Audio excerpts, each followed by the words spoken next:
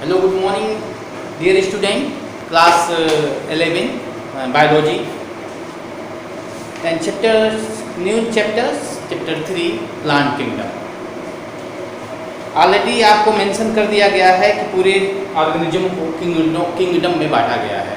आपको मालूम है वो किंगडम, सबसे सूक्ष्म जीव माइक्रो ऑर्गेनिज्म की बात करते हैं तो मोनेरा की बात किया जा रहा है।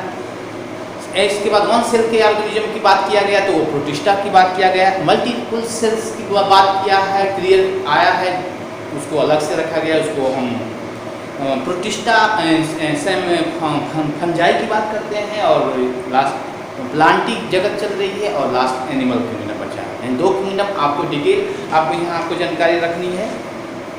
आपको बताया गया है फर्स्ट वीडियो में चैप्टर 3 प्लांट किंगडम के बारे में कि प्लांट को भी क्लासिफाई किया गया है बहुत सारे तरीक़ाओं से, बहुत सारे सिस्टमों से। तो जिसमें आपको सिस्टम आपको क्लासिफिकेशन जो बताई गई है, आपको नंबर 1 जो बताया गया है वो system of classification of Plantae जगत, प्लांटी किंगडम। सबसे पहली बात है, हम किसी चीज़ को बाहरी चीज़ों से देख लेते हैं कि ये प्लांट छोटा है, बड़ा है, बहुत बड़ा है, या उसके रंग रूप जो भी है, ये तमाम जो बाहर से जो हम उसकी फिजिकली रूप से देखकर उसको अलग करते हैं। उसके लिए अलग करने के सिस्टम में सबसे ज़्यादा स्पेशल फ्लोरिंग प्लांट की आती है। फ्लोरिंग प्लांट यानी फ्लोरिंग प्लांट जिसको हम एंजियोस्पर्म बोलते हैं, जिसमें सीड बनती है, यानी सीड जो बनती है और सीड किसी खास फ्रूट में वो बंद रहता है, उसी को हम एंजियोस्पर्म बोलते हैं या फ्लोरिंग प्लांट है। यानी फ्लावर को देख कर हम फ्लावर के हिसाब से, क्योंकि फ्लावर के पार्ट होते हैं, कैलिक्स होता है, कोरोला होता है, एंड्रोसियम होता है, गाइनेसियम होता है, इस सारे भागों को देखते हुए, गिनते हुए, काउंटिंग करते हुए, न्यूमेरिकल वैल्यू यानी तमाम फिनोटिक वैल्यू, तमाम चीज़ें उसको देखते हुए उनको क्लासिफाई किया जाता है। पर एक लिमिटेशन उसका है। हम पूरी की पूरी उस artificial first and artificial classification, second natural classification. Natural classification के अंतर्गत हम बात करते हैं एनाटॉमी की बात करते हैं, प्लांट के इंटरनल पार्ट की बात करते हैं, उसके अंदर एम्ब्रियोलॉजी की बात करते हैं, वो भ्रूण बनता है उसकी स्टेज को बात करते हैं, उसको देखकर ऑब्जर्व करके, और साथ में उसके अंदर प्लांट हार्मोन, फाइटो हार्मोन्स यानी केमिकल्स सब्सटेंस होते हैं। इस सारे चीज़ों के आधार पर हम नेचुरल क्लासिफिकेशन करते हैं। So and second first artificial classification and second natural classification and third phylogenetic classification. Phylogenetic classification का मतलब होता है जेनेटिकली के आधार पर, जीन के आधार पर, जीनोम के आधार पर किसी भी जीव, किसी भी प्लांट को उसके स्पीशीज से टैली कराते हैं कि वो वहीं से वो ओरिजिन हुई है। यानी कहने का ये मतलब है कि फिनोटाइपिक जेनेटिक का मतलब होता है हेरिडिटी यानी हम बात कर सकते हैं आनुवंशिकी। कहने का मतलब कोई भी चीज़ें अगर पैदा होता है, उत्पन्न होती है, प्रोड्यूस होता है, तो अपने पेरेंट की तरह होता है। यानी वो अपने पेरेंट की तरह कैसे होता है, क्योंकि वो अपने पेरेंट के माध्यम से आया हुआ है। यानी पेरेंट का जो कैरेक्टर होगा, दोनों पेरेंट का जो मदर और फादर का जो कैरेक्टर होगा, दोनों कैरेक्टर जो है आने वाला प्रोजनी में जाता है। यानी इस तरह जो है जीन मॉडिफाई करता है, जीन जो है उसको क्लियरेंस करता है, क्योंकि जीन फंक्शन है, फंक्शनल पॉइंट है डीएनए या क्रोमोसोम के ऊपर, जो गुणों को आगे पीढ़ी दर पीढ़ी ले जाने में काम आता है। बाय द वे कभी क्या होता है कि ये चेंज हो जाती है, जीन चेंज हो जाती है, डीएनए चेंज हो जाती है, जिसकी वजह से स्पीशीज बदल जाता है। बहुत क्लियर कट बात किया जाता है, यानी स्पीशीज बदल जाती है, उसके आधार पर हम फाइलोजेनेटिक क्लासिफिकेशन करते हैं, जो काफ़ी महत्वपूर्ण है, काफ़ी ये महत्वपूर्ण है। यानी ये हम सीधे इसकी बात करते हैं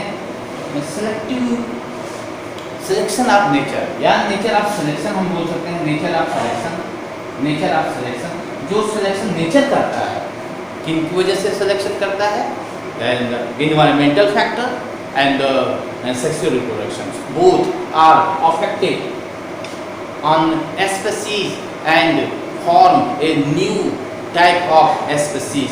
So clear, हम वहाँ से भी क्लासिफिकेशन बड़ी ही आसानी से किया जा सकता है। तो ये रहा आपका फाइलोजेनेटिक क्लासिफिकेशन, जहाँ पर हम जेनेटिकली रूप से हम उसको ऑब्जर्व करते हैं। एंड नाउ आगे जो बताया जा रहा है इसमें और भी क्लासिफिकेशन करने का जरिया है, जिसमें आपको बताया जाए फेनेटिक क्लासिफिकेशन,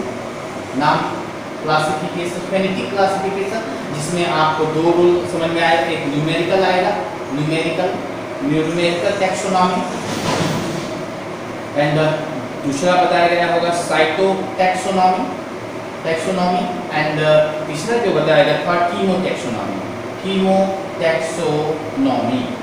यानी इनके आधार पर हम किसी भी, यानी न्यूमेरिकल टैक्सोनॉमी का मतलब होता है ये किसी कंप्यूटर और कैलकुलेटर में फीड होता है।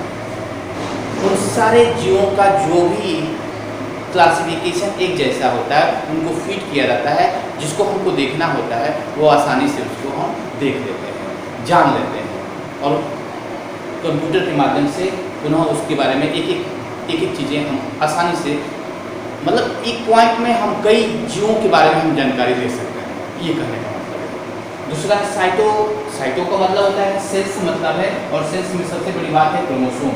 यानी क्रोमोसोम के आधार पर, जैसे क्रोमोसोम हर जीवों में अलग अलग टाइप के होते हैं, जैसे ह्यूमन बीइंग में 46 क्रोमोसोम होता है, ऐसे और जीवों में अदरवाइज ऐसे ही पेयर में क्रोमोसोम होंगे, यानी कि अलग अलग क्रोमोसोम की संख्या के आधार पर उनको अलग अलग क्लासीफाई किया जाता है, वो है साइटोटैक्सोनॉमी। And last कीमोटैक्सोनॉमी।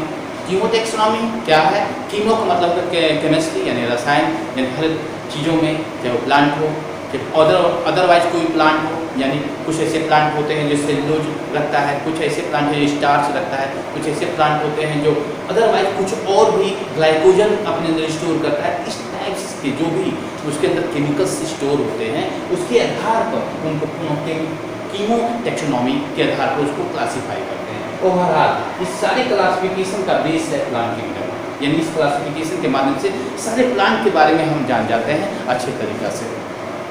बात को फॉलो किए होंगे, समझे होंगे, ध्यान देने का प्रयास करें, और क्या बोलते हैं, वीडियो को बिल्कुल इत्मीनान से सुनिए और जानिए, और अपनी बुक के माध्यम से भी इसको स्टडी कराइए और बुक पढ़िए। आगे चलकर कुछ और पॉइंट की बात कर लेते हैं। प्लांट किंगडम, जहाँ आपकी शुरुआत होती है, प्लांट किंगडम जिसकी शुरुआत होती है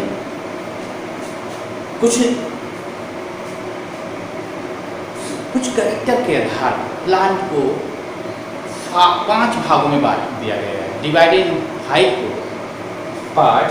एंड फर्स्ट जिसको कहा गया है थैलोफाइटा,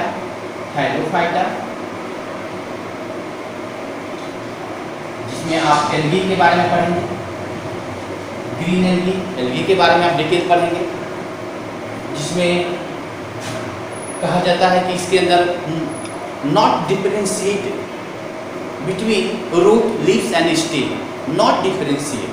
हम उनके रूट और स्टेम, लीव्स के बारे में हम जान ही नहीं पाएंगे कि उसका रूट क्या है, स्टेम क्या है, यानी no one part of the growth so called thallus, one growth, only growth, and thallus के रूप में वो ग्रोथ करता है, उसके अंदर कोई रूट वगैरह नहीं होता है, इसलिए थैलोफाइटा नाम पड़ गया, थैलस से थैलोफाइटा नाम पड़ गया। दूसरा बात किया गया है ब्रायोफाइटा, ब्रायोफाइटा की बात किया जाए, इनमें भी हम उसके रूट को, स्टेम को भी नहीं डिफरेंशिएट कर सकते हैं। ये जैसे मास है, मास की जो बात करते हैं, मास आते हैं। एंड थर्ड बात करते हैं टेरिडोफाइट की बात करते हैं, टेरिडोफाइट, यानी यहाँ पर हम फर्न की बात करते हैं, फर्न एक प्लांट होता है। एल्गी की बात करेंगे, यूकेलिप्टस है, स्पाइरोगायरा है, तमाम एग्जाम्पल आएगा, आपको डिटेल एक एक करके आपको समझाया जाएगा। फिलहाल आप इस प्लांट के अंतर्गत किन किन भाग में बटा हुआ प्लांट है उनको पहले आप जानने का प्रयास करें। And thallophyta, bryophyta, pteridophyta and four gymnosperm, gymnosperm जिसमें नॉन फ्लोरिंग प्लांट जिसे pinus and cycas, pinus and cycas plant है, इनके बारे में आप पढ़ेंगे। लास्ट में हम लोग अपनी तरफ के प्लांट होते हैं जो फ्लोरिंग प्लांट होते हैं, यानी फूल देने वाले प्लांट होते हैं, इसको हम बोलते हैं एंजियोस्पर्म, एंजियोस्पर्म। अपने अपने शब्द का अर्थ होता है, कुछ न कुछ अर्थ होता है, वो अर्थों के साथ आपको डिटेल आपको जानकारी मिलेगी। फिलहाल आपको जो फाइव को डिवाइड किया गया है प्लांट को, इस Thallophyta, bryophyta, pteridophyta, gymnosperm, angiosperm and three के ये थ्री है थैलोफाइटा, ब्रायोफाइटा एंड टेरिडोफाइटा। ये है विदाउट सीड, ये बिना सीड का है, विदाउट सीड। पर ये दो नीचे है वो अपने साथ सीड रखता है। ये आपका अंतर किया गया है कि ये बिना सीड का है, विदाउट सीड एंड बियर्स। इस तरह जो है पूरे प्लांट के किंगडम को पुनः जो है डिवाइड करके उनको अलग अलग करेक्टर के आधार पर, रूट, स्टेम, लीव्स के डिफरेंशिएट के आधार पर, वैस्कुलर बंडल, जाइलम और फ्लोएम के आधार पर, and reproduction, sexual reproduction and asexual reproduction, जिसमें पीढ़ी एकांतर, alternation of generation, gametophyte and sporophyte and gametophyte पुनः स्पोरोफाइट। इस तरह जो है हम सारे डिवाइड जो किया गया प्लांट है उसके बारे में हम जानकारी कर रहे हैं। आज के लिए बस इतना सर, थैंक यू।